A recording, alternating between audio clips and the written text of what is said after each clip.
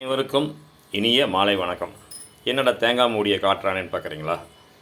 பொதுவாக நம்ம வீட்டில் பார்த்திங்கன்னா சில்லி போட்டு குழந்தைங்களுக்கு சில்லி போட்டு கொடுப்போம். நல்லா டேஸ்ட்டாக இருக்கும். அதில் என்னென்ன பார்த்திங்கன்னா இளம் தேங்காய், அதாவது தேங்காய் முத்தாமல் இருக்கிற காயில் சில்லி போட்டு சாப்பிடுவோம். அப்படி இல்லைன்னா மீல் மேக்கரில் போட்டு சாப்பிட்ருக்கோம். அதுக்கப்புறம் பார்த்திங்கன்னா கோழி அதில் போட்டு சாப்பிட்ருக்குறோம். காலிஃப்ளவரில் சாப்பிட்ருக்கோம். இந்த மாதிரி பல வெரைட்டியில் சாப்பிட்ருக்கோம். ஆனால் இன்றைக்கி நம்ம செய்யக்கூடியது பார்த்திங்கன்னா முட்டை சில்லி. முட்டையில் எப்படி சில்லி செய்கிறது அப்படிங்கிற விஷயமாக பார்க்க போகிறோம். அதற்கு பார்த்திங்கன்னா எனக்கு தேவைக்கு நான் ஒரு 5 எடுத்து வச்சுருக்கிறேன். உங்களுக்கு தேவைக்கு நீங்கள் எடுத்துக்கலாம். 5 முட்டை. அந்த முட்டையோடு சேர்க்குறதுக்கு சும்மா டேஸ்ட்டுக்காக வேண்டி உப்பு, மிளகாத்தூள். இதை ஃபஸ்ட்டு நம்ம ஒரு ப்ரிப்ரேஷன் ரெடி பண்ணிக்குவோம். ஒரு பவுல் எடுத்துக்கோங்க.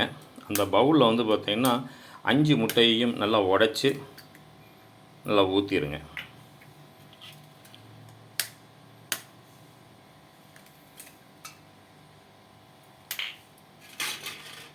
நிதானமாக உடைங்க. 3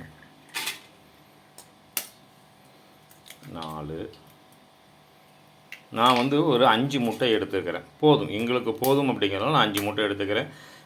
வீட்டில் ஜாஸ்தி இருக்கிறவங்க, நாங்கள் 4 பேர் இருக்கிறனால போதும். ஒரு 5 பேர் 6 பேர் இருக்காங்கன்னா அதற்கு தகுந்த மாதிரி எடுத்துக்கோங்க. எடுத்து இதில் பார்த்திங்கன்னா தேவைக்கு உப்பும் மிளகாத்தூளும் லேசாக கலந்துக்கிறோம். உப்பு கொஞ்சம், மிளகாத்தூள் ரெண்டையும் போட்டு அவ்வளோ வேணாம், அவ்வளோ பாதி நல்லா கலந்துக்கிறோம். மிளகாத்தூளையும் உப்பையும் போட்டு நல்லா நல்லா கலந்துக்கிறோம். ஏன்னா எந்த அளவுக்கு நல்லா கலக்கிறது எப்படின்னா அந்த இந்த முட்டையும் வெள்ளைக்கரும் மஞ்சக்கரும் கலந்து ஒரு மாதிரி பால் மாதிரி வரும்.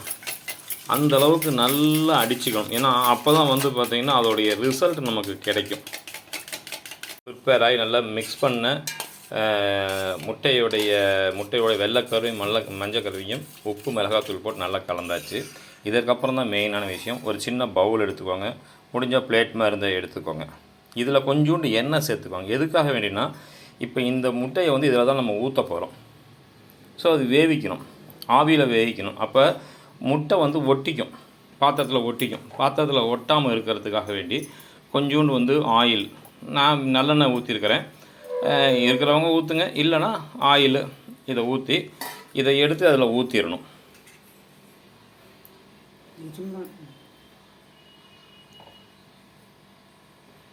நல்லா அருமையாக கலந்துருக்குது.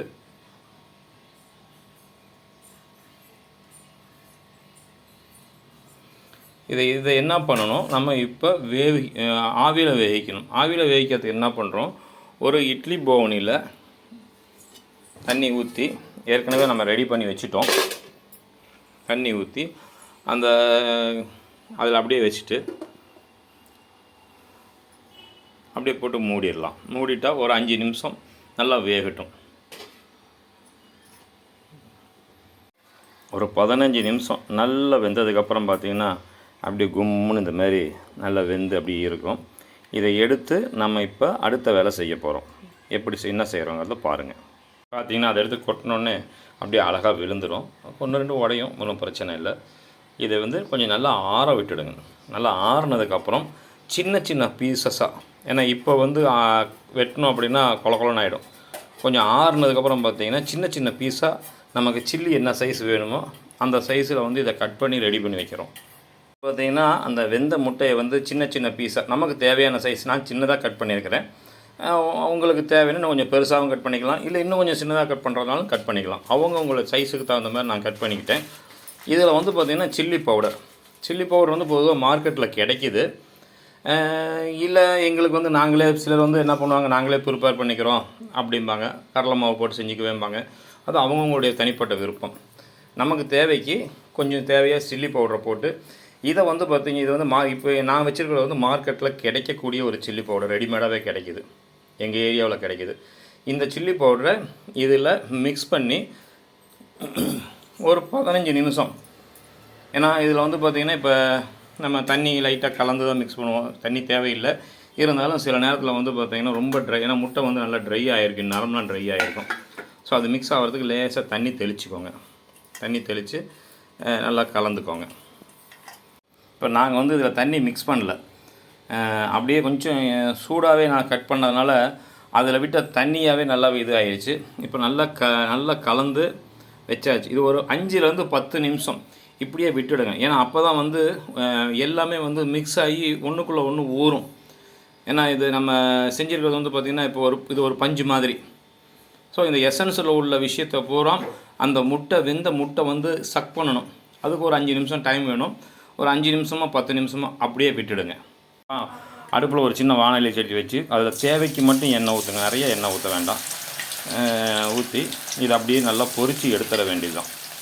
பொரித்து எடுத்துட்டால் சுவையான முட்டை சில்லி ரெடி. நல்லா பொரித்து எடுத்த முட்டை சில்லி ரெடி. இதை வந்து இன்னும் கொஞ்சம் கிறிஸ்பி ஆக்கணும் அப்படின்னு என்ன பண்ணலான்னா, கொஞ்சம் கருவேப்பிலையை ஃப்ரை பண்ணி அப்படியே மேலே தூவிக்கலாம். ஆனியன் வேணால் பீஸாக கட் பண்ணி சாப்பிட்டுக்கலாம். ஸோ சுவையான முட்டை கிரேவி ரெடி. இதை வந்து பார்த்திங்கன்னா பொதுவாக குழந்தைங்களுக்கு ஸ்கூல்லேருந்து விட்டு வந்து சாயந்தரத்தில் வந்து ஏதாவது ஸ்நாக்ஸு கொடுங்க அப்படிங்கும்போது கரெக்டாக ஒரு 6 to 7 டைம் இதை செஞ்சு கொடுத்தீங்க அப்படின்னா ஸ்நாக்ஸ் மாதிரியும் இருக்கும். சில நேரங்களில் வந்து நைட்டு டின்னரும் இது வந்து ஃபினிஷ் பண்ணிக்கலாம். ஒரு அருமையான விஷயம். நல்ல ஹெவி ப்ரோட்டீன் கார்போஹைட்ரேட்டோடு சேர்ந்த ஒரு அருமையான முட்டை சில்லி ரெடி. வீட்டில் முடிஞ்சால் ட்ரை பண்ணி பாருங்கள், செஞ்சு பாருங்கள். நல்லா இருந்தால் ஒரு லைக் பண்ணுங்கள், உங்கள் நண்பர்களுக்கு ஷேர் பண்ணுங்கள். இது இல்லாமல் வேறு ஏதாவது உங்களுக்கு தேவை அப்படின்னா அதையும் கொஞ்சம் கமெண்ட் பண்ணுங்கள். இதில் உள்ள நிறை குறைகள் கமெண்ட் பண்ணுங்கள். நன்றி.